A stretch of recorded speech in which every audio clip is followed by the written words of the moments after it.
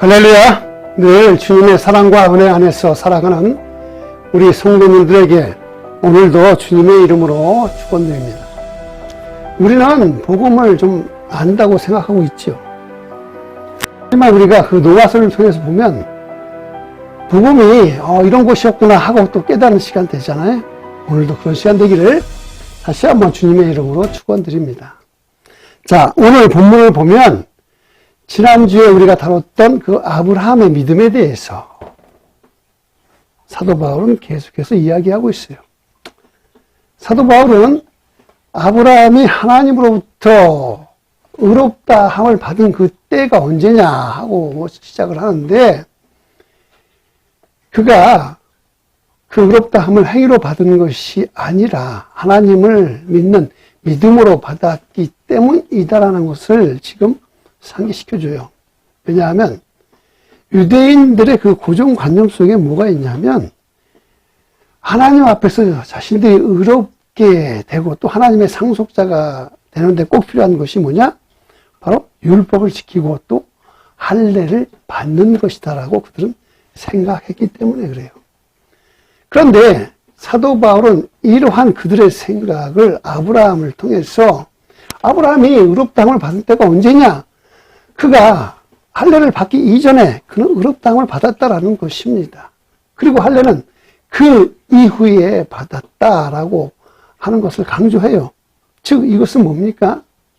사도 바울이 유대인들에게 말하는 것은 행위보다, 율법을 행하는 것보다, 할례를 행하는 것보다 먼저 아브라함은 하나님을 믿는 믿음이 먼저였다라는 것을 지금 말하고자 하는 것입니다.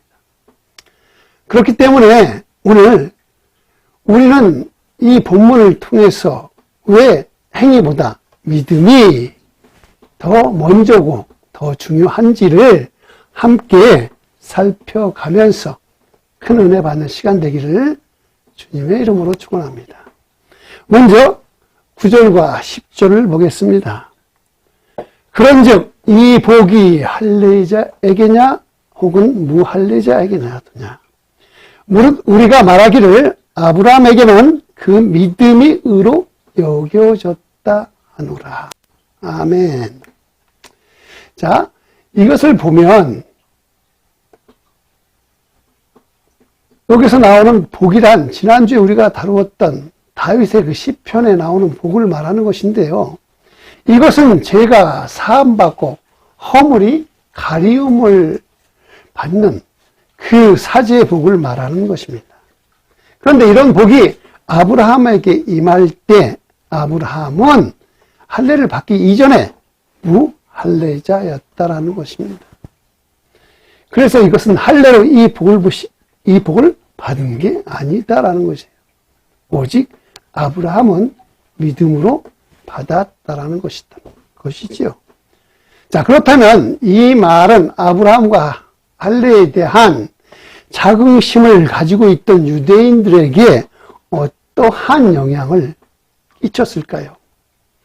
이것은 할례를 통해서 하나님의 선민이라 자부하던, 그래서 하나님의 의롭다함을 받았다라고 자부하던 유대인들에게는 적지 않은 충격이었을 것이라는 것이죠. 또한 아브라함이 의롭게 된 것이 할례를 받은 때냐 할례를 안 받은 때이냐라고 묻는데, 곧바로 그는 대답하죠. 무할례시. 즉 할례를 받기 이전에 아브라함은 의롭다함을 받았다라고 말합니다. 자, 계속해서 11절을 보면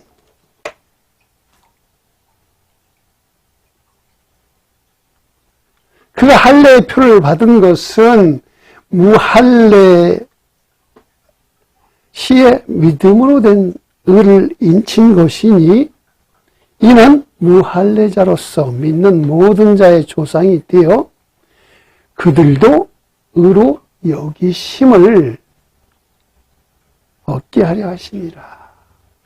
자, 이런 말은 유대인들에게 어떻게 다가왔을까요?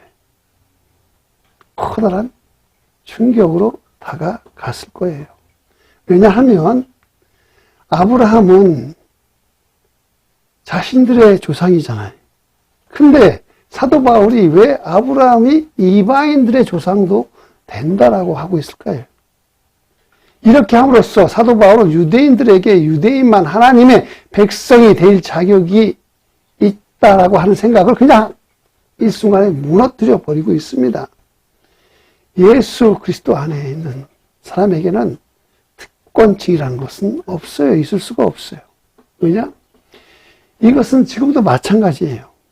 오래 교회를 다녔다는 이유로 또 오랜 신앙의 경륜 때문에 또한 모태신앙으로 신앙의 가문에서 태어났다는 이유 때문에 교회에 내가 남보다 낫다라고 생각하는 것. 즉 내가 헌금도 남보다 많이 드리고 봉사했다라는 이유로 어떠한 영적 특권을 받았다라고 생각하는 것 자체를 사도 바울은 한순간에 끊어버리죠. 자, 계속해서 12절을 보면 또한 할례자의 조상이 되었나니 곧 할례 받을 자뿐 아니라 우리 조상 아브라함이 무할례 시에 가졌던 믿음의 자치를 따르는 자들에게도 그러하니라. 이것은 할례자의 조상, 즉 유대인의 조상이 아브라함인 것을 인정을 하지만 무할례 시에 가졌던 그 믿음의 자치를 따르는 자들, 그건 뭐예요? 무할례 시에 가졌던 믿음의 자치를 따르는 자들, 즉 이방인들이지만 그들이 믿음을 가지면 그들도 뭐가 돼요? 아브라함이 그들의 조상이 된다라고 하는 그 말입니다. 그런데 이것을 왜 사도 바울은 지금 2번씩이나 지금 강조하고 있을까요? 이것은 13절에 나오는데 한번 보시면 아브라함이 나 그 후손에게 세상의 상속자가 되리라고 하신 언약은 율법으로 말미암은 것이 아니요 오직 믿음의 의로 말미암은 것이니라. 이것은 율법을 지켰기 때문에 아브라함이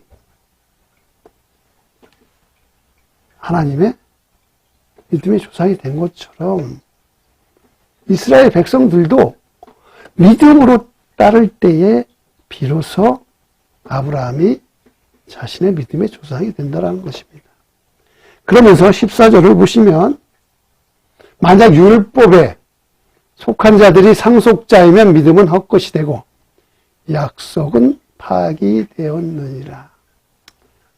자, 유대인의 입장에서 봅시다.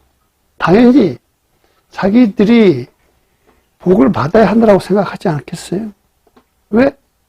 자신들이 율법을 가졌고 할례를 행했기 때문에. 근데 그렇게 된다라면 예수 그리스도를 통해서 지금 이루신 새로운 하나님의 은은 뭐가 돼요? 지난주 얘기했죠. 새로운 이. 그것은 하나님께서 예수 그리스도를 통해서 우리에게 새로운 은을 주셨지 않습니까? 그래서 사도 바울은 유대인뿐만 아니라 이방인들에게도 믿음으로 나아갈 때에 하나님은 은혜를 통해서 그 복을 받게 되는 언약의 상속자가 된다라는 것입니다. 이해하시면 아멘. 자, 그러면서 사도 바울은 다시 한번 분명히 말을 해요. 15절에 율법은 진노를 이루게 하나니 율법이 없는 곳에는 범법도 없느니라. 예, 그렇습니다. 율법의 역할은 죄를 알게 하는 것이며 그 죄의 대가는 하나님의 진노만이 있었을 뿐입니다. 율법으로 하나님의 약속을 받고자 하는 것은 율법을 잘 지켰기 때문에 약속대로 복을 줘야 한다 하는 것은 뭐가 돼요? 그냥 대가가 돼버리는 거예요. 그것은 은혜가 아니라 대가일 뿐입니다. 그래서 믿음이 하나님의 약속을 상속받게 되는 하나님의 은혜가 뭐가 돼요? 말이 되는 거예요. 믿음으로 믿음으로 예수 그리스도를 믿었을 때에 하나님께서 우리를 예수 그리스도를 통해서 그냥 우리에게 의롭다 하시는 것이 하나님의 은혜라고 하는 것입니다. 율법을 지키지 못했어도 오직 믿기만 하면 거저 주시는 것, 그것이 바로 하나님의 은혜입니다. 믿으시면? 자, 그렇기 때문에 16절을 보면요, 사도 바울은 이렇게 이야기를 해요. 그러므로 상속자가 되면 그것이 은혜에 속하기 위하여 믿음으로 되나니 이는 그 약속을 그 모든 후손에게 굳게 하려 하심이라. 아멘. 율법에 속한 자뿐만 아니라 아브라함의 믿음에 속한 자에게도 그러하니 아브라함은 우리 모든 사람의 조상이라. 자, 사도 바울은 지금 이러한 논쟁의 종지부를 그냥 팍 끝내버려요. 그것은 하나님의 약속은 믿음으로부터 비롯되지 이것이 율법을 따라서 사는 사람, 즉 유대인뿐만 아니라 아브라함의 믿음을 따라 사는 사람, 즉 이방인들 모두에게도 아브라함의 조상이 된다라고 하는 것입니다. 믿어주세요? 자, 유대인들은 뭐겠어요? 율법을 따라 사는 사람들이었어요. 그들도 하나님의 아브라함이 조상인데 이제 예수 그리스도를 따라서 그저 믿음으로 사는 사람도 아브라함보다 믿음의 조상이 된다라는 것입니다. 그래서 17절에 기록된 바 내가 너를 많은 민족의 조상으로 세웠다 하심과 같으니 그가 맡은 바 하나님은 죽은 자를 살리시며 없는 것을 있는 것으로 부르시는 이 신이라. 아멘. 자, 사도 바울은 창세기 17장 5절의 말씀을 인용해서 하나님께서 아브라함에게 주신 영광스러운 지위를 오직 유대인들만이 독차지하는 것이 아니라 모든 믿는 사람에게는 뭐예요? 이 복을 나눠줘야 한다라고 지금 역설하고 있는 거예요. 자, 우리 사랑하는 성도님 여러분, 혹시라도 우리 가운데 신앙적인 우월의식을 가지고 초신자나 불신자들을 차별하고 무시하지는 않았습니까? 율법을 지키고 할례를 행하였던 유대인들은 선민의식으로 이방인들을 마치 차별하고 무시했기 때문에 사도 바울은 이 말씀을 통해서 진정한 하나님의 뜻이 뭐냐 하고 지금 전하고자 했던 것입니다. 사도 바울은 예수님을 믿는 것은 유대인이나 이방인이나 차별이 없다고 하십니다. 그저 자신의 자유의지대로 믿을 때에 구원을 받고 하나님 나라의 백성이 된다라고 지금 말하고 있어요.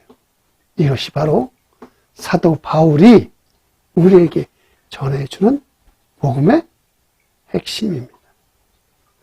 그렇기 때문에 은혜의 복음 앞에서는 그 어떠한 차별도 멸시도 있을 수가 없어요. 이제 말씀을 한번 정리해 봅시다. 아브라함이 하나님으로부터 그의 믿음이 의로 여겨진 것은 할례를 하기 이전 때문이에요. 그렇기 때문에 우리처럼 할례를 받지 않는 이방인들에게 아브라함이 우리의 믿음의 조상이라고 할 수가 없을 때에 사도 바울은 할례 이전에 아브라함이 믿음으로 하나님 앞에 의롭다함을 받은 것처럼 우리도 예수 그리스도를 믿을 때에 우리가 의롭다함을 칭함받잖아요. 그렇기 때문에 우리는 뭐예요? 아브라함이 나의 조상이 된다라고 하는 것입니다. 이 땅에 그리스도로 말미암아 우리가 의롭다 하심을 받은 것처럼 율법이 이 땅에 먼저 왔기 때문에 율법을 믿으면서 그들이 의롭다 함을 받고자 그렇게 노력했지만 예수 그리스도가 오셨을 때에 비로소 율법의 행위보다는 예수를 믿는 믿음이 먼저라는 것을 우리는 알게 되는 것입니다. 자, 그렇다면 우리는 여기에서 한번 생각해 보고 넘어가야 할 것이 있습니다. 그것은 뭘까요? 그것은 과연 이 시대에 우리에게 율법은 무엇일까요? 또한 할례는 무엇일까요? 매 주일마다 교회에 참석하는 것을 말하는 것일까요? 아니면 하나님을 알고자 열심히 성경 공부하는 것일까요? 주님의 일이기 때문에 교회의 봉사를 빠지지 않고 최선을 다해서 충성하는 것일까요?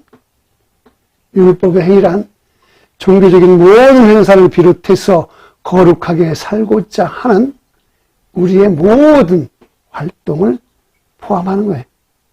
그렇기 때문에 예수 그리스도를 온전히 믿지 않으면서도 선한 행위를 하면, 그리고 경건하게 살려고 하면 인간의 그 모든 노력이 하나님으로부터 인정받을까요? 예수 그리스도가 아니면 인정받을 수가 없습니다. 그렇기 때문에 우리는 예수 그리스도를 먼저 믿어서 내 마음에 주님과 함께 동행하는 것이 먼저라는 것입니다. 그런데 많은 사람들은 믿음을 이렇게 말합니다. 예수 그리스도를 그냥 믿는 것이 믿음 아닌가요? 하고. 어떻게 생각해요? 믿는다고 하지만 그것이 어떤 의미인지 생각해 보지도 않은 채 그냥 기독교의 교리처럼 마치 쇠뇌가 된 것처럼 어떤 목사들이 그냥 이해하려고 하지 말고 그냥 믿어라고 해서 믿는 것처럼 착각해 버리지는 않습니까? 그렇기 때문에 그런 믿음 안에서 사는 사람들에게는요, 보이지 않는 하나님의 나라보다 현재 보여지고 손으로 만져지는 뭔가 세상사가 더 큰 관심이 되는 것뿐이에요. 그러한 대화를 주님 안에서 교제한다고 하면서 예배 후에 서로 만나면 떠벌리는 것이 과연 믿음일까요? 하지만 우리는 기억해야 합니다. 믿음이란 바로 예수 그리스도가 아니면 나는 절대로 소망이 없는 사람이란 것을 고백하는 것입니다. 내가 죄인이기 때문에 나의 죄의 문제가 예수 그리스도가 아니면 해결되지 않는다는 것을 믿는 것이 믿음입니다. 나의 죄 때문에 내가 당연히 지옥불에 떨어져 죽는다라는 것을 알기 때문에 예수 그리스도께서 나의 모든 죄를 대신 지고 죽으셨기에 내가 이제는 뭐예요? 구원받았다라는 겁니다. 누구 때문에? 예수님 때문에. 그것이 믿음이에요. 그렇게 고백하는 것이 바로 믿음입니다. 그렇기 때문에 진짜로 믿음에 빠져든 사람은 예수 그리스도에게 미치지 않고는 살아갈 수가 없는 존재가 되는 것입니다. 한국에 가면요, 그 양화진 선교사 묘역에 정말로 예수에 미쳐가지고 자신의 그 모든 젊음을 바쳐서 순교한 많은 선교사들이 있습니다. 보면 전킨 선교사님은 한국어를 잘했다고 해요. 그래서 그는 추운 겨울 자신의 몸을 제대로 돌보지도 않고 그냥 이 마을 저 마을 다니면서 복음을 전하다가 마침내 어떻게 됐을까요? 어떻게 알아요? 급성폐렴에 걸려갖고 순교하셨어요. 또한 클렉 선교사님과 시릴로스 선교사님은 어린 자녀들을 제대로 돌볼 시간이 없어서 그냥 어린아이들을 먼저 하나님께 보냈어요. 또 개인 선교사님 어떻습니까? 아내의 죽음을 슬퍼할 겨를도 없이 그저 자기가 맡은 교회 성도들을 양육하다가 보니 자기 아내의 죽음을 슬퍼할 겨를도 없었습니다. 분명히 그들은 누구의? 예수에 미친 사람들이잖아요. 예수 그리스도께 미치지 않고서는 그렇게 살 수가 없습니다. 예수 그리스도께 미쳐가지고 자신의 일생을 오직 예수님과 바치며 살았던 사람들이 있었기 때문에 지금 우리가 복음을 받아들일 수가 있었던 겁니다. 이제 우리는 어떠한 상황 속에도 믿음이 먼저라는 것을 알고 살아야 합니다. 이 세상은요, 정말로 악한 자들이 더 설치고 사는 곳이 이 세상입니다. 악한 자는 교만하고 정직하지 못해요. 왜냐하면 그것이 그들이 이 세상을 살아가는 방법이기 때문입니다. 그러나 하나님의 때는 반드시 올 것이며 그때에는 그렇게 살아온 것이 얼마나 허무하고 가치 없는 것인지를 그들은 알게 될 것입니다. 그렇지만 믿음의 사람은 오직 믿음으로 사는 사람들입니다. 그래서 세상을 살아갈 때에 믿음이 먼저이기 때문에 세상으로부터 멸시, 천대를 받을 수밖에 없습니다. 그런 믿음의 사람들에게는 하나님의 때는 반드시 오게 돼요.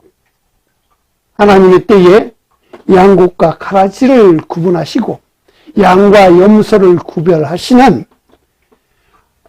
하나님께서 우리의 눈물을 닦아주실 것이며 영원한 생명을 주실 것임을 믿습니다.